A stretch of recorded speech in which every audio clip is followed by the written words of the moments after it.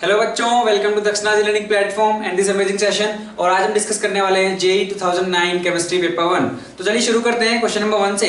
Question number 1 अगर आप देखो तो आपका केमिकल काइनेटिक्स से क्या बोल रहे हैं, फॉर फर्स्ट ऑर्डर रिएक्शन। तो एक फर्स्ट ऑर्डर रिएक्शन दे रखी है, ए से पी बन रहा है और टी टेम्परेचर है, के रेट कांस्टेंट अपने को पता है। एक एक्सप्रेशन दिया गया है log k equals -2000 1/t into 1/t plus 6। तो अपने को बता रहा है इसमें A और E क्या होगा। ये आपकी एक्टिवेशन एनर्जी है, A आपका प्री एक्सपोनेंशियल फैक्टर है।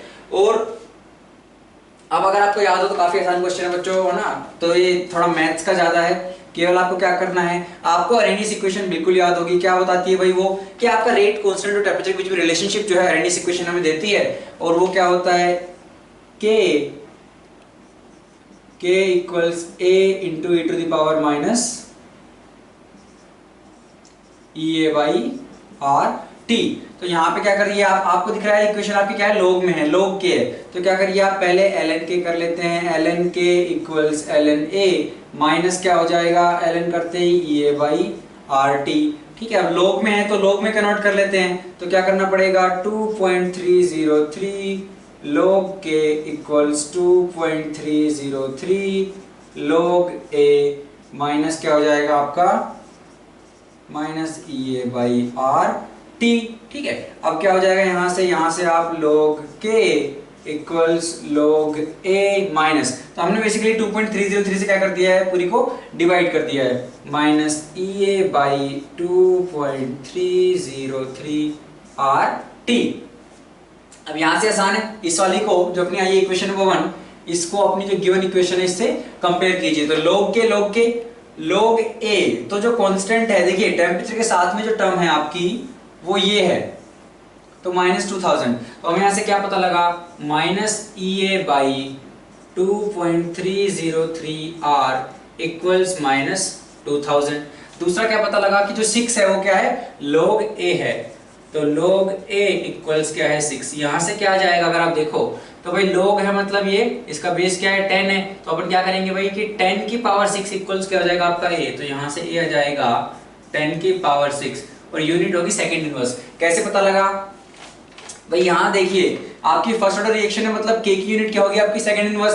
और अगर आप इस इक्वेशन को देखो तो ये तो कोई नंबर आने वाला है, ठीक है। तो a की यूनिट क्या होनी चाहिए, k की यूनिट जैसी होनी चाहिए। तो a आपका क्या हो जाएगा, सेकंड इनवर्स में। तो a आ गया 10 टू द पावर 6। लेकिन अगर आप केवल a निकालोगे आपका काम नहीं बनेगा। Option number A, C, D में a की वैल्यू 10 टू द पावर 6 ही दी हुई है, तो मतलब हमें ये निकालना ही पड़ेगा। ठीक है, तो ये यहां से हम निकाल सकते हैं। अब ध्यान देने की बात है, यहाँ पे R को आपकी कौन सी यूनिट में रखेंगे। आपको जो आंसर्स दिए गए हैं वो किलो जूल वाली में दिए गए हैं, तो हम जूल वाली यूनिट्स में R को रखेंगे। तो हमने यहां से कहा माइनस से माइनस गया, EA कितना आ जाएगा भाई, 2.303 इंटू R की यूनिट अपनी जूल वाली, इसमें क्या है 8.314 जूल पर केल्विन पर मोल इंटू 2000। ठीक है, चलिए तो यहां से अगर आप इसको सोल्व करेंगे तो एक बात तो हमें दिख रही है यार, कितना आएगा 2000 यहाँ पे इंटू 8 करोगे आप तो कितना होगा आपका 16 इंटू 2 करोगे तो 32, लेकिन 0.3 है, मतलब 32 से भी ऊपर जाएगा। ठीक है, और आप ऑप्शंस देखोगे तो 38.3 किलो जूल आपको दे रखा है। यहां से आपका जो आएगा वो जूल में आएगा, आप 1000 से डिवाइड करोगे तो किलो जूल में हो जाएगा, तो इसको हटा देते हैं ऑलरेडी। तो हमने कहा यार 8 2 16 कुछ ये आ रहा है, ठीक है, और फिर वो इंटू 2.3 हो रहा है, तो 32 से भी ज्यादा होगा। और एक ही ऑप्शन है आपके पास, हमें कैलकुलेट करने की जरूरत नहीं है, 38.3 kilo joule per mole, option number D. तो ऑप्शन नंबर डी में आपको A दिया हुआ है 10 to the power 6 second inverse, और एक्टिवेशन एनर्जी E आपको दी हुई है 38.3 किलो जूल पर मोल। तो डी हमारा सही आंसर है। अगला क्वेश्चन देखिए, question number 2, the spin only magnetic moment value of CrCO6। ठीक है, तो आपका क्या है, क्रोमियम का कॉम्प्लेक्स है, हेक्सा कोऑर्डिनेट है। हमें क्या करना है भाई, हमें बताना है इसका म्यू कितना होगा। ठीक है, तो क्या करेंगे, Cr का अगर आप ग्राउंड स्टेट में कॉन्फ़िगरेशन देखो क्रोमियम का, तो कितना होता है भाई 3d5 4s1। ठीक है, ये होता है इसका। अब CO अपने को पता है भाई ये क्या है, एक स्ट्रॉन्ग फील्ड लिगेंड है। अगर स्ट्रॉन्ग फील्ड लिगेंड है तो क्या करवाएगा, पेयरिंग करवाएगा। एक बार बना लेते हैं भाई, हमने कहा 3d1 2 3 4 5s फिर P, फिर आगे DP आएगा, कोई दिक्कत नहीं है, 3d 4s 4p आगे 4d आता। चलिए, तो 3d5 1 2 3 4 5 s में 1। ठीक है, अब ये एक स्ट्रॉन्ग फील्ड लिगेंड है, पेयरिंग कराएगा तो कैसा सिनारियो बनेगा अपने पास, पेयरिंग जैसे ही कराएगा 1 2 3 4 5 और ये S और ये P, तो आपके क्या होंगे भाई, पेयरिंग करा दीजिए आप 1 2 और ये, तो आपके पास 6 थे, 6 जो है 3 ऑर्बिटल में आ गए। अब आपके पास क्या हो जाएगा भाई, D2sp3, तो अपने पास बच गया D2sp3, ये होगा हाइब्रिडाइजेशन। और अगर हम इसका भाई मैग्नेटिक मोमेंट निकालेंगे तो वो क्या होगा, तो म्यू अपना होता √n×n+2 बोर मैग्नेटन। लेकिन अगर आप देखो अनपेड इलेक्ट्रॉन ही नहीं है, पेयरिंग हो गई है, आपको इतना नहीं करना था, सीधा देखा यार ये होगा और इवन नंबर में इलेक्ट्रॉन आ रहे हैं, पेयरिंग हो जाएगी, D2sp3 बन सकता है, तो आप सीधा मार्क कर सकते थे यार कि अनपेड इलेक्ट्रॉन 0 हैं, तो इसकी जो स्पिन ओनली मैग्नेटिक मोमेंट होगी वो होगी 0, ऑप्शन नंबर ए। अगला क्वेश्चन देखिए, ऑर्गेनिक केमिस्ट्री से क्या पूछ रहे हैं भाई, ये आपको एक इन्होंने क्या है कंपाउंड दे दिया है और पूछ रहे हैं इसमें यार इस कार्बोकेटाइन को स्टेबल बनाने के लिए इनमें से कौन सा हाइड्रोजन या मिथाइल ग्रुप माइग्रेट करेगा कार्बन नंबर 3 पे। अच्छा, एक बात देखते हैं कि अभी ये 2 डिग्री है, अब यहां अगर ये जाता है तो क्या फायदा होगा, यहां पे क्या है यार, देखिए ऑक्सीजन है, अगर आप किसी भी तरीके से उस कार्बोकेटाइन का क्या, अगर आप ऑक्टेट कंप्लीट कर सकते हो, अगर आप ऑक्टेट कंप्लीट कर सकते हो तो वो मोस्ट स्टेबल होगा। तो हम क्या कह रहे हैं यार, अगर यहां से अपने नंबर 2 से या अब कौन सा माइग्रेट करेगा, ये मिथाइल ग्रुप माइग्रेट करेगा या फिर ये हाइड्रोजन माइग्रेट करेगा।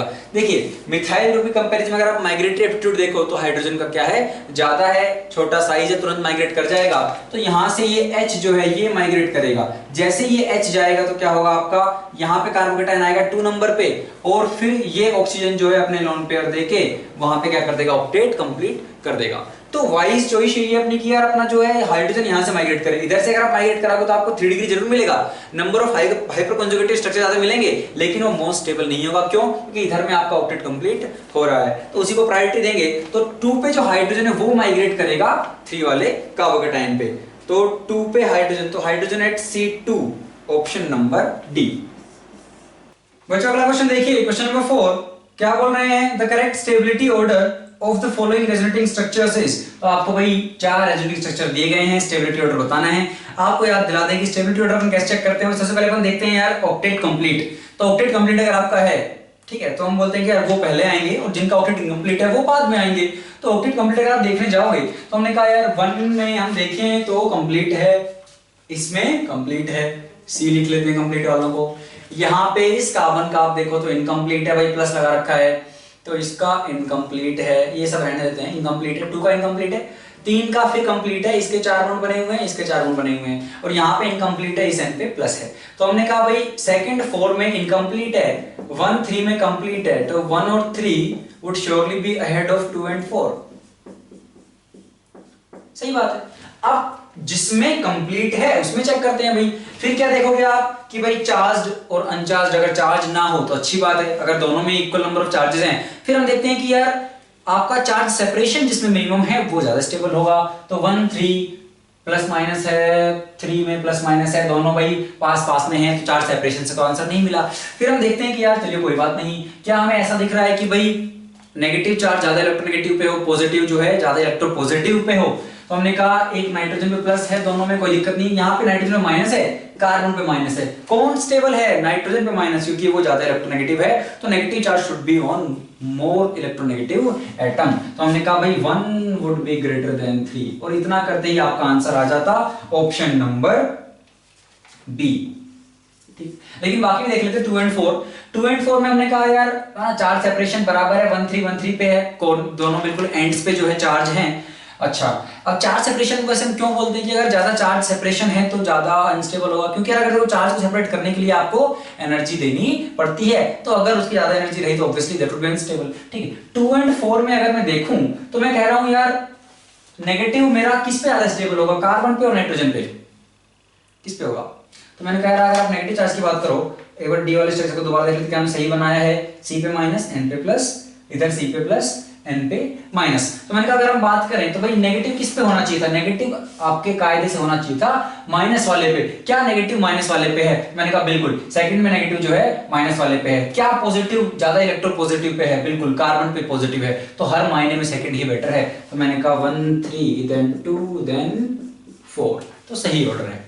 अगला क्वेश्चन देखिए, क्वेश्चन नंबर 5 क्या पूछ रहे हैं कि आपको नाइट्रेट का रिडक्शन एक्वस सॉल्यूशन में दे रखा है भाई, उसका ई नोट कितना है प्लस 0.96 वोल्ट। तो ये है नाइट्रेट के रिडक्शन पोटेंशियल। अच्छा, अब बाकी क्या है, 4 मेटल के इन्होंने आपको दे दिए हैं कि भाई ये मेटल जो है इनका अगर हम मान लो वेनेडियम को हम +2 से अगर 0 में ला रहे हैं तो उसका ई नोट है इतना, ऐसे करके आपको आयरन का दे रखा है ना, गोल्ड का दे रखा है और आपको मरकरी का दे रखा है, और पूछा है नाइट्रेट किस किस को ये जो है ऑक्सीडाइज कर सकता है, कौन कौन से मेटल ऑक्सीडाइज कर सकता है, मतलब खुद तो रिड्यूस हो रहा है वो दे रखा है आपको ई नोट, और आपको इन मेटल के भी दे दिए रिडक्शन के।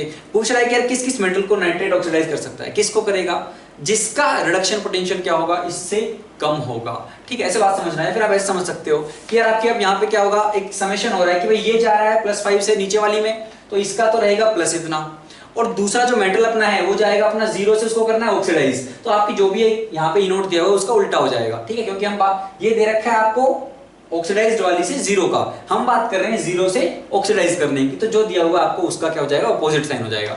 तो दोनों को अगर आप जोड़ो तो आपके पास ई नोट का साइन कैसा आना चाहिए, पॉजिटिव आना चाहिए, क्योंकि तभी आपका डेल्टा जी नोट क्या आएगा, आपका <0 आएगा। तो ई नोट पॉजिटिव अगर मुझे चाहिए तो जहां जहां पे अब देख लो कहां कहां पे अगर मैं इक्वेशन को उल्टा करूंगा तो ई नोट पॉजिटिव आएगा, ये ऑलरेडी पॉजिटिव है। ठीक है, अगर आप इसको रिवर्स करोगे तो आपका ये पॉजिटिव हो जाएगा, दोनों पॉजिटिव हैं, ये आराम से हो जाएगा ऑक्सीडाइज। चलिए यहाँ पे अगर हम देखें तो भाई ये नेगेटिव है, रिवर्स करोगे पॉजिटिव होगा, ये भी पॉजिटिव, कोई दिक्कत नहीं, ये भी हो जाएगा। अगर आप गोल्ड की बात करोगे तो गोल्ड का प्लस क्या है 1.4 है, ये तो उल्टा करोगे तो क्या हो जाएगा -1.4, और -1.4 ऑब्वियसली 0.96 से ज्यादा है, तो इसका ई नोट ओवरऑल क्या आएगा, नेगेटिव आएगा, तो इसको ऑक्सीडाइज नहीं कर पाएगा। ऑप्शन नंबर लास्ट की बात करोगे तो क्या हो जाएगा, प्लस में है लेकिन वो 0.96 से कम है, तो यहाँ पे क्या आता है आपका माइनस होके -0.86, तो अभी भी क्या है आपका answer this is greater than 0, और ग्रेटर देन 0 है तो आपको इसको भी ऑक्सीडाइज कर देता। तो इसको और इसको ऑक्सीडाइज कर रहा है। अब आप कॉम्बिनेशन देखिए, वेनेडियम एंड मरकरी, तो वेनेडियम मरकरी कर रहा है, मतलब ऑप्शन नंबर ए होता। अच्छा, मरकरी एंड आयरन, ठीक है, सेक्शन 1 खत्म हो चुका, हम सेक्शन 2 पे आ गए जहां पे आपके मोर देन 1 करेक्ट हैं, तो हमने कहा यार ये हो जाता option number A. Option number B क्या है, मरकरी एंड आयरन, तो मरकरी एंड आयरन भी हो जाता, ऑप्शन नंबर बी भी सही है। सी क्या दिया हुआ है, आयरन एंड ओरम, नहीं भाई गोल्ड नहीं हो रहा है, तो सी क्या हो जाएगा आपका, गलत ऑप्शन है। और डी में दिया हुआ है वेनेडियम एंड आयरन, तो डी भी हो जाएगा। तो ए बी, तो कौन कौन से आंसर हो गए अपने, ए बी एंड डी। आगे बढ़ते हैं बच्चों, क्वेश्चन नंबर 6 पे क्या पूछा गया है, among the following the state functions is are. ठीक है भाई, मोर देन 1 करेक्ट है अपना। ऑप्शंस क्या क्या है, इंटरनल एनर्जी है ना, वर्क के 2 ऑप्शन दे रखे हैं, रिवर्सिबल रिवर्सिबल एक्सपेंशन, एक है मोलर एंथैल्पी। तो काफी आसान क्वेश्चन है, सीधा थ्योरेटिकल है। अपने को पता है यार स्टेट फंक्शन क्या है, जो केवल फाइनल और इनिशियल स्टेट पर डिपेंड करता है, वो इस बात पर डिपेंड नहीं करता कि यार आप किस पाथ के थ्रू स्टेट 1 से स्टेट 2 पे आए हो, वो केवल स्टेट 1 और स्टेट 2 पे ही डिपेंड करता है। ठीक है, तो जैसे मान लीजिए हम अगर हम बात करें, आपकी इंटरनल एनर्जी होगी, ठीक है, तो इंटरनल एनर्जी क्या है, आपके इनिशियल और फाइनल पॉइंट्स पे डिपेंड करती है। इंटरनल एनर्जी आपका टेंपरेचर का फंक्शन है, टेंपरेचर आपका स्टेट फंक्शन है, प्रेशर आपका स्टेट फंक्शन है। ठीक है, तो ये सब क्या है, आपके स्टेट फंक्शंस हैं, ये इस बात पे डिपेंड नहीं करेंगे भाई कैसे आए हो। और वर्क अपने को पता है पाथ फंक्शन है, अगर आप किसी पाथ पे है ना, मान लीजिए एडियाबेटिकली जा रहे हो या फिर आप आइसोथर्मली जा रहे हो, या मतलब अगर आप सेम पॉइंट पे जाने के लिए अगर आप अलग अलग पाथ से जाओगे तो आपका जो वर्क है वो अलग अलग आएगा, वर्क पाथ पे डिपेंड करता है। चलिए, तो अगर हम बात करें इंटरनल एनर्जी की, तो इंटरनल एनर्जी क्या है आपकी, स्टेट फंक्शन है, तो ऑप्शन नंबर ए हो जाएगा। अगले आपके दोनों ऑप्शन क्या है, वर्क के हैं, अब चाहे वो रिवर्सिबल और इरिवर्सिबल, वर्क आपका पाथ फंक्शन ही रहेगा। तो बी एंड सी गलत है। मोलर एंथैल्पी आप ऐसे भी देख सकते हो कि यार एंथैल्पी क्या है आपका, H equals U plus PV हम डिफाइन करते हैं। U आपकी इंटरनल एनर्जी क्या है, ये आपका स्टेट फंक्शन, हमने अभी बात की। ठीक है, प्रेशर स्टेट फंक्शन है, वॉल्यूम स्टेट फंक्शन है, तो अगर आप स्टेट फंक्शन से मिला के को फंक्शन बना रहे हो तो आपका स्टेट फंक्शन ही आएगा। तो ये भी हमारा क्या है, मोलर एंथैल्पी स्टेट फंक्शन है। जैसे कि हम बात करें, हम बात करते हैं क्या, एंथैल्पी ऑफ फॉर्मेशन की। ठीक है, तो वो क्या होती है भाई हमारी, कि अपना एक मोल अगर किसी कंपाउंड का बनना है, किससे, वो जिससे बन रहा है वो उसके एलिमेंट स्टैंडर्ड स्टेट में होने चाहिए at 1 bar pressure and particular temperature. तो उस 1 बार प्रेशर या पर्टिकुलर टेम्परेचर पे अगर वो अपने एलिमेंट्स जो स्टैंडर्ड फॉर्म में होने चाहिए उनसे बनता है तो उसका एक मोल, तो उस प्रोसेस में जो एनर्जी रिलीज होगी उसको अपन डिफाइन करते हैं एंथैल्पी ऑफ फॉर्मेशन। तो वो आपकी फिक्स है, उस टेम्परेचर प्रेशर पे क्या है आपकी, वो एंथैल्पी ऑफ फॉर्मेशन क्या है, फिक्स है, उसकी वैल्यू फिक्स है। तो क्या है आपकी मोलर एंथैल्पी जो है, एंथैल्पी आपका स्टेट फंक्शन है, वो पाथ पे डिपेंड नहीं करता है। चलिए, तो इसका आंसर जो जाएगा आपका option number A and option number D. अगला क्वेश्चन देखिए बच्चों, क्वेश्चन नंबर 7 क्या बोला गया है, in the reaction 2x + B2H6 going to BH2X2 + BH4-। कुछ ऐसा बन रहा है, अपने को बोल रहे हैं भाई x क्या क्या हो सकता है, अमोनिया, मिथाइलअमीन, डाइमिथाइलअमीन, ट्राइमिथाइलअमीन, क्या हो सकता है। एक बात देखना भाई, अपने पास डाइबोरेन है तो BH BH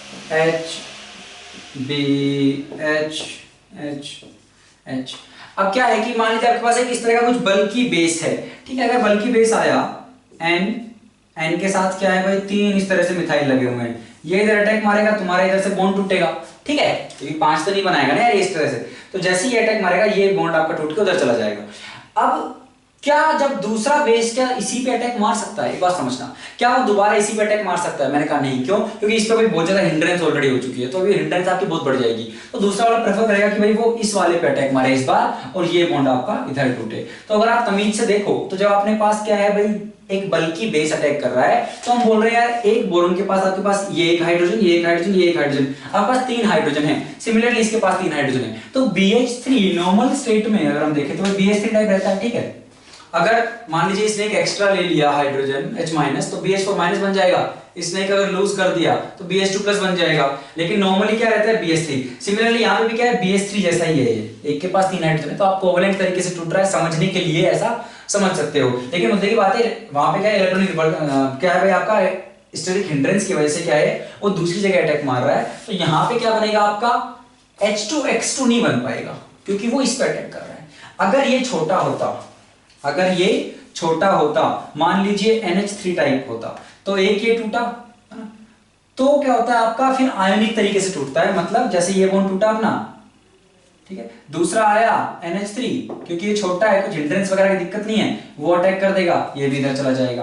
तो आपका एक तो बन जाएगा BH4- और एक आपका बन जाएगा BH2 और 2 ये बेसिस प्लस, कुछ इस तरीके से वैसे समझ सकते हो भाई। इस D के पास 2 हाइड्रोजन बचे, ठीक है, तो 2 बचे मतलब BH2+ बचा होगा, और इधर 4 हाइड्रोजन हो गए मतलब BH4-। अब इसके पास BH2+ है, तो 2 वैकेंट ऑर्बिटल है, तो 2 बेसिस ने आपने अटैक मरवा दिया आपने, तो इस तरह का आपको मिल गया। तो मतलब जब आपके पास क्या है छोटा बेस रहेगा जहां पे स्टेरिक हिंड्रेंस ज्यादा नहीं है, वहां पे आपका इस तरीके से टूट सकता है। अदरवाइज क्या होगा, अदरवाइज BH3 अदरवाइज कैसा टूटेगा अपना, हमने देखा BH3X इस टाइप से आपका टूटेगा, ठीक है। आपको 2 इसी टाइप के मिलेंगे, ठीक है। तो हमने कहा भाई ये क्या हो गया अपना, तो A कर सकता है, B भी कर सकता है, C भी कर सकता है, लेकिन D बहुत ही बल्कि हो गया, D नहीं कर पाएगा। तो इसके जो करेक्ट ऑप्शंस होंगे वो होंगे option number A, B and C। आगे बढ़ते हैं क्वेश्चन नंबर 8 पे। क्या पूछा है, the nitrogen oxides that contain NN bond. तो आसान क्वेश्चन है बच्चों, N2O अगर आप स्ट्रक्चर बनाओगे तो N डबल बॉन्ड O, यहाँ पे प्लस डाल दो, यहाँ पे माइनस डाल दो। NN बॉन्ड है क्या है, N2O3 के 2 स्ट्रक्चर हैं, या तो आप बना लो ऐसे N डबल बॉन्ड O, ये एक आपका ये हो गया, और एक आपका है N डबल बॉन्ड O, ठीक है। तो अगर हम बात करें इस वाले की, तो क्या है इसमें NN बॉन्ड आपका है, ठीक है, इसमें नहीं कोई बात नहीं, लेकिन इसमें तो है, ठीक है। तो अपना क्या है इस वाले स्ट्रक्चर में NN बॉन्ड आपका है, तो इसमें भी आपका NN बॉन्ड आएगा। चलिए अगला देखिए N2O4 क्या है, आसान सा स्ट्रक्चर है आपका N double bond O NN bond है। N2O5 सबको पता है, बीच में एक O आ जाएगा, N फिर आप कर दोगे डबल बॉन्ड O इधर ये, तो O है बीच में, तो ये इसमें NN बॉन्ड नहीं है। तो आपका NN बॉन्ड किस किस में है, A B C, ठीक है। इसका ये वाला स्ट्रक्चर सोच के आप इस ऑप्शन को कट मत कर देना, इसके इस वाले स्ट्रक्चर में तो है ही, ठीक है। तो NN बॉन्ड हम इसमें मानेंगे, तो ऑप्शन नंबर बी भी हमारा आएगा। अगला क्वेश्चन देखिए, क्वेश्चन नंबर 9, ठीक है। बायोमोलिक्यूल से क्या पूछा गया, आपको 2 स्ट्रक्चर दिए गए, स्ट्रक्चर X और स्ट्रक्चर Y।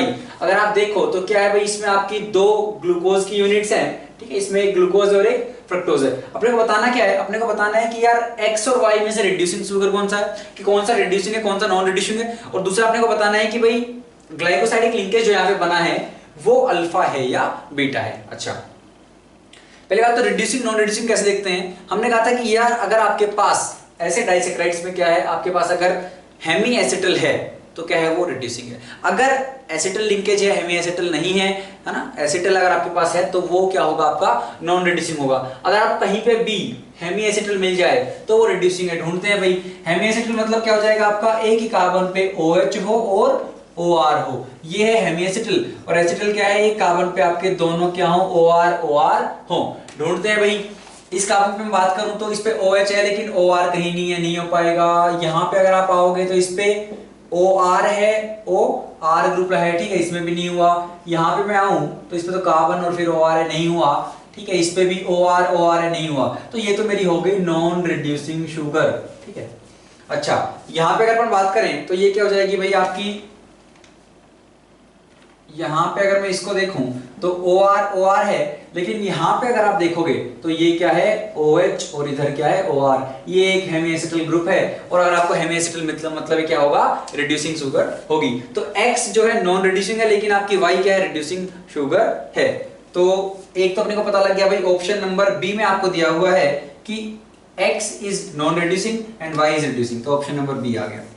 अच्छा, अब ये और पता लगा लेते हैं कौन से में अल्फा है कौन से में बीटा है। अपने को पता है यार अल्फा क्या होता है, मान लीजिए आप ग्लूकोज है, पहला अगर आप देखो तो ये आपका क्या है, ग्लूकोज है। और ग्लूकोज में अल्फा बीटा हम कैसे बनाते हैं भाई, ये आपका ग्लूकोज का स्ट्रेट चेन वाला स्ट्रक्चर रहा, CHO OH OH OH OH और CH2OH, ठीक है। हम क्या कहते हैं भाई, ये वाला OH आपके यहाँ पे अटैक करेगा। अब जब यहाँ पे अटैक करेगा तो क्या है आपका, मान लीजिए डबल बॉन्ड OH, ये इधर शिफ्ट हुए, ठीक है। तो यहाँ पे जो OH बनेगा, अगर उसकी स्टीरियोकेमिस्ट्री क्या है, जो राइट में OH है ना, अगर वो राइट वाले साइड बनता है तो वो क्या हो जाएगा आपका अल्फा, और अगर आपकी लेफ्ट वाली तरफ बना तो क्या हो जाएगा वो आपका बीटा। जैसे यहाँ पे कैसे बनाओगे आप,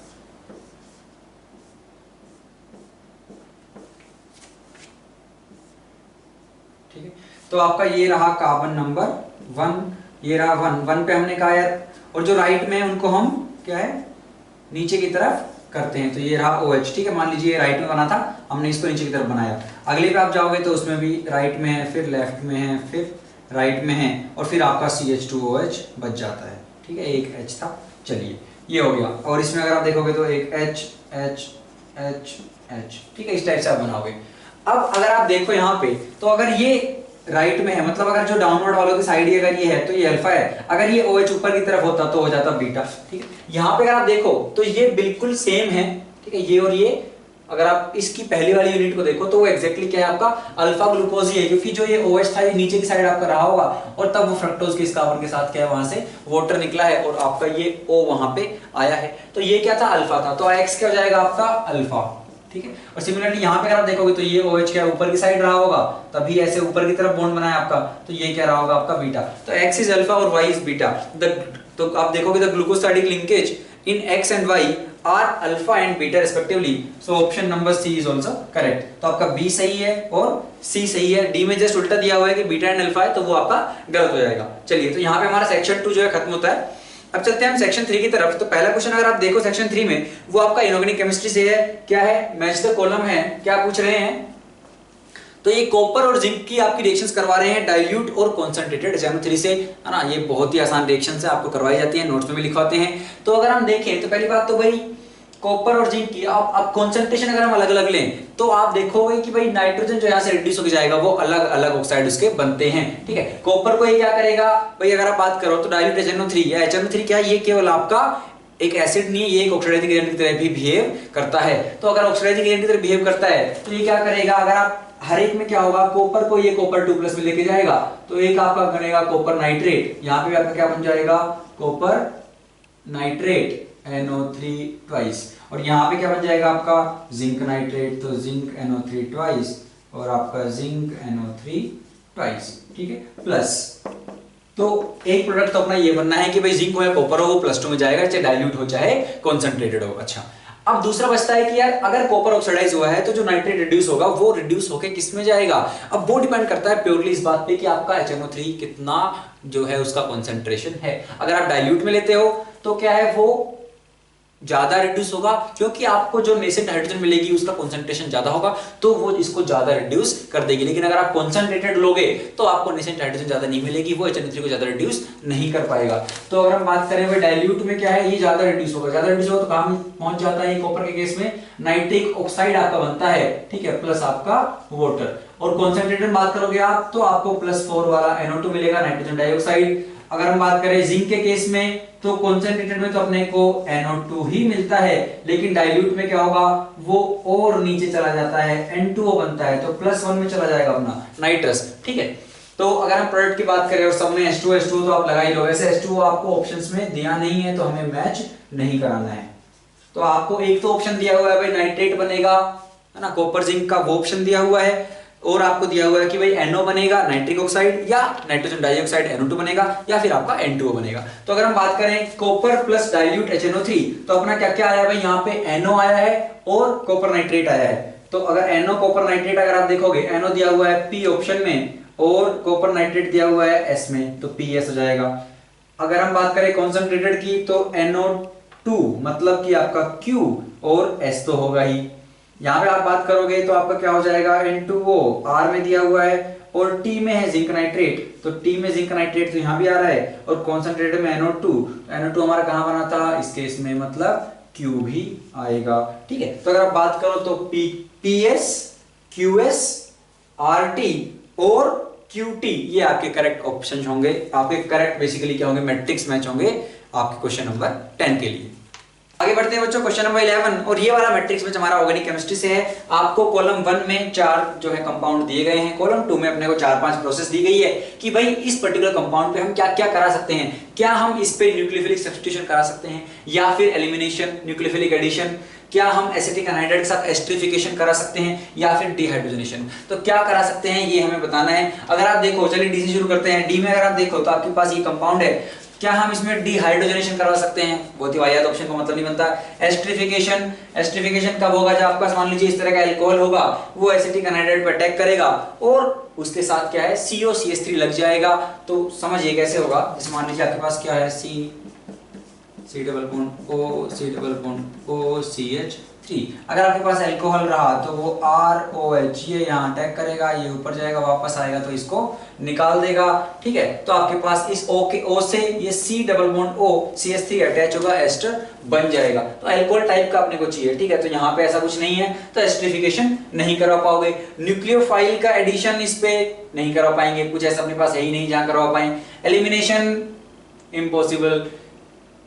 न्यूक्लियोफिलिक सब्स्टिट्यूशन, अच्छा क्या कोई न्यूक्लियोफाइल आके यहाँ पे सब्स्टिट्यूशन कर सकता है। अगर आप देखो तो ये Br जो है, अब इसकी ऑर्थो पोजीशन पे हमने क्या है नाइट्रो ग्रुप लगा दिया है, जो स्ट्रॉन्ग इलेक्ट्रॉन विड्रॉइंग है, -M शो करेगा। तो इसकी वजह से यहाँ पे क्या है, अब हम बोलते थे यार डबल बॉन्ड करेक्टर है तो यहाँ पे टफ है ना सब्स्टिट्यूशन कराना, है ना, जो हम बात करते हैं भाई एरोमेटिक पे न्यूक्लियोफिलिक सब्स्टिट्यूशन की, लेकिन यहाँ पे वो हो सकता है क्यों, क्योंकि आपने एक स्ट्रॉन्ग इलेक्ट्रॉन विड्रॉइंग ग्रुप लगा दिया है, तो आपकी जो है एरोमेटिक में जो ये Br जो निकल के जाएगा, यहाँ पे आपका न्यूक्लियोफाइल आएगा और वो यहाँ पे अटैक करेगा, आपका Br निकलेगा। तो अब ये जरूर हो सकती है इस नाइट्रो की वजह से। तो न्यूक्लियोफिलिक सब्स्टिट्यूशन केवल ऑप्शन P आपका जो है इसमें आएगा। अगर हम बात करें C की अगर हम बात करेंगे तो अपने पास क्या है, एक तो यहाँ पे अगर आप देखो कार्बोनिल ग्रुप है, ये रहा CHO, ये एल्डिहाइड है, तो हम न्यूक्लियोफाइल का एडिशन जरूर करा सकते हैं। ठीक है, जो हम नाइट्रोजन के डेरिवेटिव्स बनाते हैं भाई, हाइड्रोक्सिल अमीन की रिएक्शन करवा दी, वो सब जो है तो वो अपने सारे यहाँ पे रिएक्शन हो सकते हैं। तो R हो सकता है, क्या हम यहाँ पे, और OH है तो एस्टरिफिकेशन भी हो सकता है, तो S भी हो जाएगा। डिहाइड्रोजनेशन जैसा यहाँ पे कोई संभावना नहीं है। एलिमिनेशन कोई लिविंग ग्रुप वगैरह नहीं है कुछ, एलिमिनेशन बोले तो हम यहाँ पे ऐसे आपके एरोमेटिक है, OH है, CHO है, तो एलिमिनेशन यहाँ पे आपका नहीं हो पाएगा। एलिमिनेशन कहाँ पे होगा, यहाँ पे जहाँ पे आपका ये लिविंग ग्रुप है और यहाँ से H+ लेगा बेस और यहाँ से H+ जाएगा, वो -Br को निकालेगा, तो आपका यहाँ पे डबल बॉन्ड आएगा, तो वहां पे एलिमिनेशन आपका अल्कोहलिक KOH के साथ हो जाएगा। यहाँ पे तो कैसे कराओगे। अच्छा, न्यूक्लियोफिलिक सब्स्टिट्यूशन नहीं, कोई लिविंग ग्रुप नहीं है, तो हम यहाँ पे किसी को सब्स्टिट्यूट भी नहीं करवा पाएंगे, तो अपना केवल RS ही रहेगा इसमें। अच्छा, B में देखते हैं, OH है तो देखते दिमाग में आया एस्टरिफिकेशन हो सकता है। अच्छा, क्या यहाँ पे डिहाइड्रोजनेशन हो सकता है। अगर आपको याद हो, कॉपर हीट से हम एक रिएक्शन करवाते हैं, ठीक है, जहां पे डबल बॉन्ड आपका बनता है, तो समझ रहे हो, मतलब यहाँ पे अगर आप 1 डिग्री अल्कोहल है, कॉपर हीट से रिएक्शन करवाओगे तो वो क्या करता है, डिहाइड्रोजनेशन करता है। 2 डिग्री करवाओगे तो भी डिहाइड्रोजनेशन करता है, 3 डिग्री में वो डिहाइड्रेशन करता है। ठीक है, तो अगर आपका 1 डिग्री है, 2 डिग्री है, तो क्या बनेगा आपका, 1 डिग्री है तो एल्डिहाइड, 2 डिग्री है तो कीटोन, तो आपका बिल्कुल डिहाइड्रोजनेशन इसमें हो सकता है। क्या यहाँ पे न्यूक्लियोफाइल ऐड हो सकता है, जी नहीं। क्या यहाँ पे कुछ एलिमिनेशन टाइप का हो सकता है, एलिमिनेशन भी नहीं हो पाएगा। न्यूक्लियोफिलिक सब्स्टिट्यूशन, अगर मान लीजिए हम इस OH की, भाई अपने पास क्या है, अपने पास कुछ ऐसा है, कार्बन है फिर OH। अगर आप इसकी HI से रिएक्शन करवा देते हो तो क्या होगा, पहले ही H+ बन जाएगा, ये एक अच्छा लिविंग ग्रुप बन चुका है, I- आएगा, इसको बाहर निकाल के फेंक देगा। तो बिल्कुल यहाँ पे क्या है, आपका न्यूक्लियोफिलिक सब्स्टिट्यूशन हो सकता है, तो इसमें P ऑप्शन भी आपका आएगा। अच्छा, अगर हम आगे चलें ऑप्शन नंबर ए पे, तो ऑप्शन नंबर ए में अगर आप देखो यार, हमने बात की थी कि भाई एलिमिनेशन, ये HBr निकल सकता है अल्कोहलिक KOH के साथ, हो जाएगा। न्यूक्लियोफिलिक सब्स्टिट्यूशन, अच्छा लिविंग ग्रुप है, कोई दिक्कत नहीं है यहाँ पे, है ना, तो ये भी हो जाएगा। न्यूक्लियोफिलिक एडिशन, क्या यहाँ पे कोई न्यूक्लियोफाइल आके ऐड हो सकता है, जी नहीं। एस्टरिफिकेशन, क्या यहाँ पे अपने पास एस्टरिफिकेशन हो सकता है, वो भी आपका नहीं हो पाएगा, है ना। आप इस O को लेके सेंटी नहीं होना है, ठीक है, इस O को लेके सेंटी अगर आप हो, मतलब कैसे, कौन सा बॉन्ड आप तोड़ोगे, इधर से तो टूट नहीं सकता, इधर से भी तोड़ोगे तो वो 1 डिग्री पे है, तो यहाँ पे आप इस O को लेके इस पे अटैक नहीं करवा सकते, इसके 3 बॉन्ड बन जाएंगे। OH जैसा कुछ रहता तो हो जाता है, वहां पे क्या है, आपका H+ निकल जाता है, लेकिन यहाँ पे आपके दोनों बॉन्ड जो है, इधर से इस बॉन्ड को तोड़ नहीं पाओगे, इस बेंजीन में प्लस आएगा, इधर से क्या आपका 1 डिग्री पे आएगा, तो हम ऐसा कुछ नहीं कर पाएंगे। चलिए, तो S भी नहीं हो सकता। टी, डिहाइड्रोजनेशन हो सकता है या नहीं, अब ये क्या है, जेई ने आपको, अगर आप देखो तो टी ऑप्शन आपको दिया है, ठीक है। जनरली ऐसा कुछ हम नहीं पढ़ते हैं कि भाई यहाँ पे डिहाइड्रोजनेशन होगा या नहीं, लेकिन क्या है, एक सेलेनियम हीट, अगर आप देखो, मान लीजिए आपके पास क्या है, एक बेंजीन, एक आपके पास एरोमेटिक रिंग है, ठीक है, उसके साइड में आपके पास जो रिंग है वो एरोमेटिक नहीं है, लेकिन आप चाहते हो कि भाई ये रिंग भी एरोमेटिक बन जाए, तो हम यूज करते हैं सेलेनियम हीट का। तो सेलेनियम हीट क्या करता है, यहाँ पे आपके इस रिंग को भी एरोमेटिक बना देगा, ठीक है। तो वैसा ही अगर मान लीजिए हम कुछ यूज करते हैं, और यहाँ पे अगर आप देखो तो ये रिंग एरोमेटिक बन सकती है, केवल हमें यहाँ पे डबल बॉन्ड चाहिए, क्योंकि O के पास लोन पेयर है, ठीक है, और ये H यहाँ पे है, एक H आपका यहाँ पे भी है, तो ये H2 अगर आपका निकल जाए तो आपकी ये रिंग क्या है, एरोमेटिक बन जाएगी। तो उस तरह से अगर हम देखें तो यहाँ पे पॉसिबिलिटी आपकी बनती है, तो डिहाइड्रोजनेशन टी आपका यहाँ पे हो सकता है। तो पहले में अगर आप देखो तो आपको हो जाएंगे PQT, ठीक है, बाकी सारे आसान थे, देखो अगर आप तो ये केवल टी में ही जो ए का टी है, इसी में थोड़ा स्लाइड कंफ्यूजन रहता है, बाकी आपके सारे जो है ऑप्शंस आसान थे। तो पहले में PQT, दूसरे में आपका PST, तीसरे में रहेगा आपका RS, और फोर्थ में रहेगा आपका केवल P। यहाँ पे केवल क्या है, आपका SNAR हो सकता है, बाकी यहाँ पे आपका कुछ नहीं होगा, अपना ARSN बोल लीजिए, जो भी आप बोलना चाहें।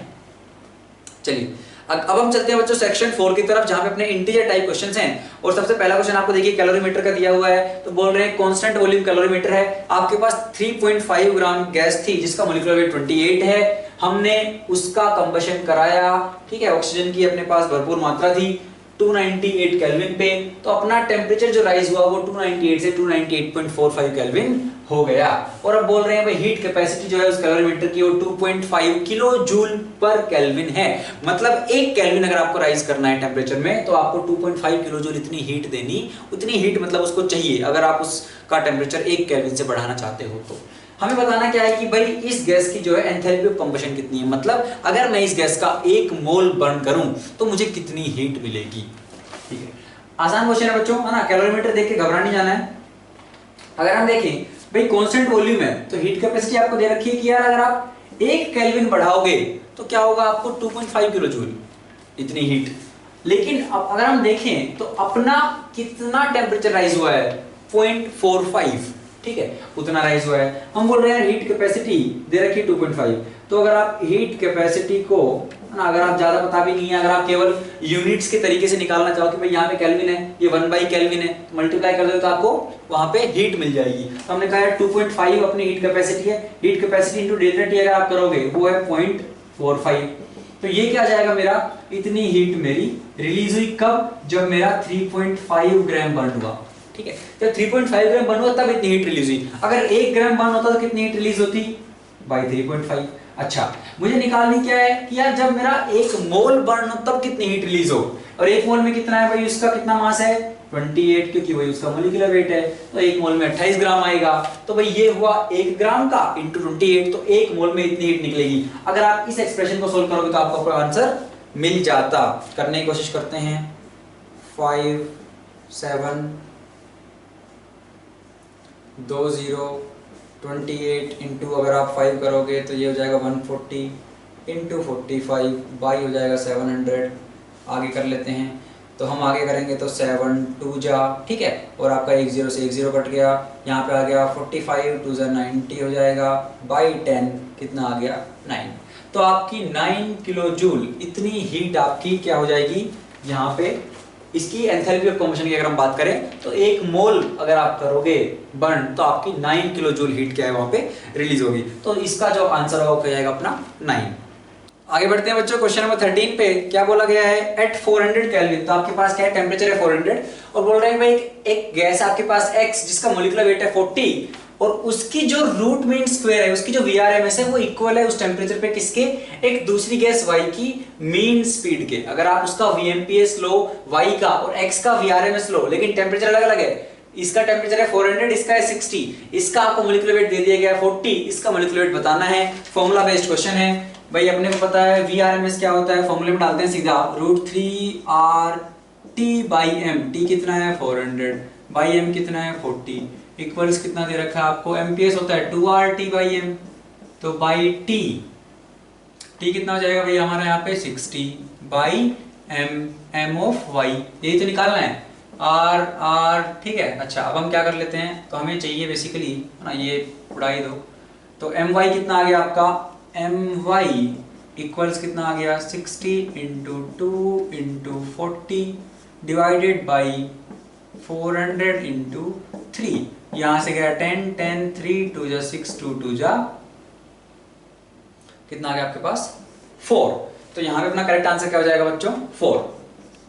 अगला क्वेश्चन देखिए, question number 14, the dissociation constant of A substituted benzoic acid at 25 degree Celsius is 10 to the power -4, the pH of 0.01 molar solution of its sodium salt will be। तो अपने पास क्या है भाई, एक सब्स्टिट्यूटेड बेंजोइक एसिड है, ये रहा, मान लो कोई आर ग्रुप लगा हुआ है, इसमें फर्क नहीं पड़ता, तो बेंजोइक एसिड है और लेकिन बेंजोएट है तो सोडियम सॉल्ट है उसका, ठीक है। तो अपने पास ये R, तो बेंजीन रिंग COO- Na+ है, इसका अपन हाइड्रोलिसिस करवा रहे हैं, तो पूछ रहे हैं भाई इसका कंसंट्रेशन है 0.01 मोलार, इस सॉल्यूशन की pH कितनी होगी।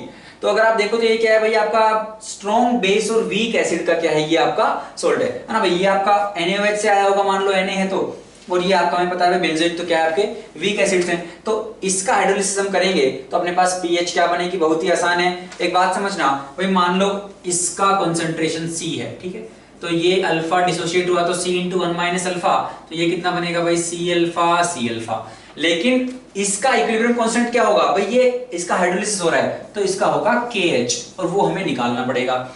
KH को कैसे निकालेंगे, एक बात देखना, एक तो आपके पास ये इक्वेशन है भाई, कौन सी वाली, ये रिएक्शन है जहां पे बेंजोइक एसिड आपका क्या है H2 के साथ रिएक्शन करके माइनस और H3O+ बना रहा है। तो इस वाली को अगर हम देखें तो हम क्या कह रहे हैं भाई, एक ये है अपने पास और दूसरी क्या है, दूसरी है H2O going to H++ OH-।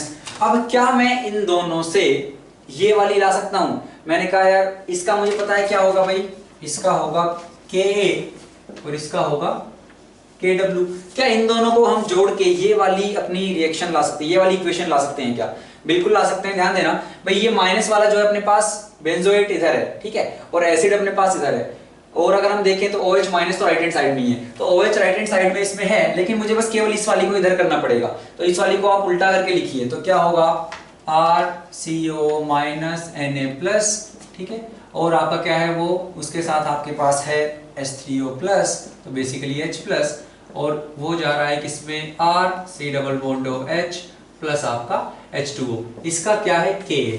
अब अगर आप इन दोनों को जोड़ दोगे, इसका Ka नहीं है 1/K हो जाएगा कि हमने इसको क्या कर दिया है, रिवर्स कर दिया है, तो इसका 1/K है, उसका Kw है, दोनों को आप जोड़ोगे तो क्या हो जाएगा, H+ चला जाएगा, ठीक है, ये वाटर हो गया, तो आपके पास बचता है क्या RC⋯ Na+ प्लस H2O, क्या बना आपके पास RC⋯OH प्लस आपके पास बच जाएगा OH-।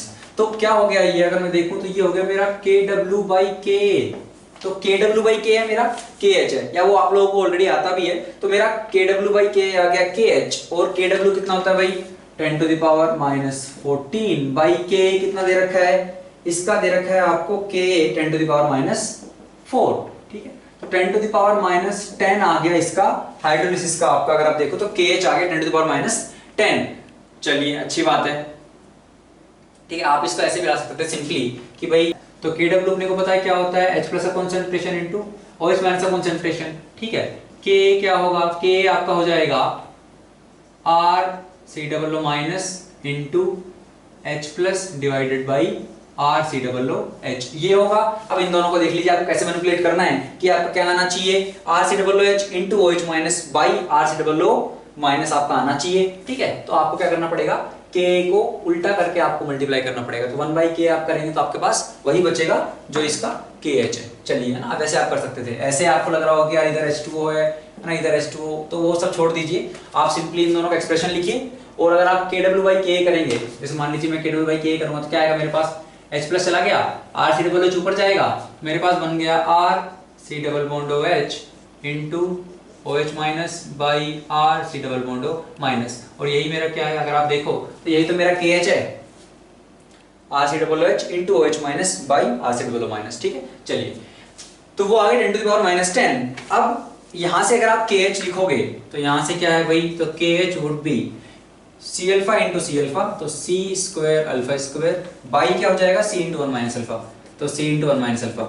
एक C कैंसिल कर दीजिए तो क्या बच गया C alpha square by 1 minus alpha. और ये कितना है KH है अल्फा, क्योंकि डिसोसिएशन बहुत कम होगा तो अल्फा को क्या है 1 की कंपैरिजन में आप नेग्लेक्ट कर दीजिए, तो KH बाई C, तो अल्फा क्या आ गया यहाँ से, अल्फा आ गया रूट KH बाई C, और KH आपका 10⁻10 और C है आपका 10⁻2, तो ये आ गया 10⁻4। ठीक है, तो अल्फा कितना आ गया 10⁻4। हमें क्या निकालना था pH। ठीक है, pH कैसे निकालेंगे, देखिए यहाँ से OH माइनस का कंसंट्रेशन क्या है C अल्फा। ठीक है, तो OH माइनस का कंसंट्रेशन हो जाएगा C अल्फा, C कितना है 10⁻2, अल्फा कितना है 10⁻4, OH माइनस कंसंट्रेशन कितना होगा 10⁻6, OH माइनस 10⁻6 है तो POH कितना आएगा, माइनस करके लोग लीजिए, वो आ जाएगा 6, और POH 6 है तो pH कितना हो जाएगा 8, तो आपका pH आएगा बच्चों यहाँ पे 8, तो इसका आंसर हो जाएगा आपका सिंपली 8।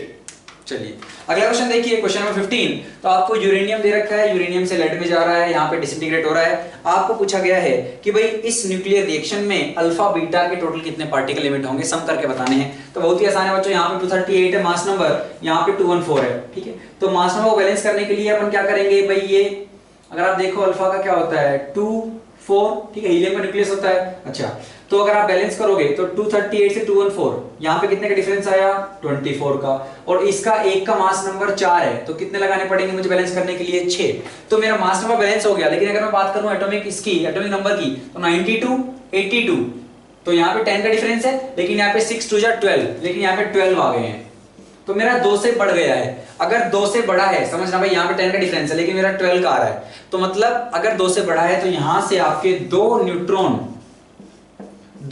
गए होंगे आपके 2 प्रोटॉन में, ताकि मास नंबर तो वही रहा, लेकिन आपके पास क्या हो जाएंगे, यहाँ पे ये होने की वजह से आपके पास 2 बीटा पार्टिकल आ जाएंगे। ठीक है, तो हमारे पास बीटा पार्टिकल कितने आ गए, आपके पास 2 आ गए, उसका मास कुछ नहीं है, और ये आपका क्या हो जाएगा, ठीक है, इस तरीके से, तो चार्ज हो जाएगा -1। तो ये आपके पास आ गए, तो 6 अल्फा है 2 बीटा है, टोटल कितने पार्टिकल लिमिट हुए 8, तो इसका आंसर हो जाएगा आपका 8। क्वेश्चन नंबर 16 देखिए, the oxidation number of manganese in the product of alkaline oxidative fusion of MnO2।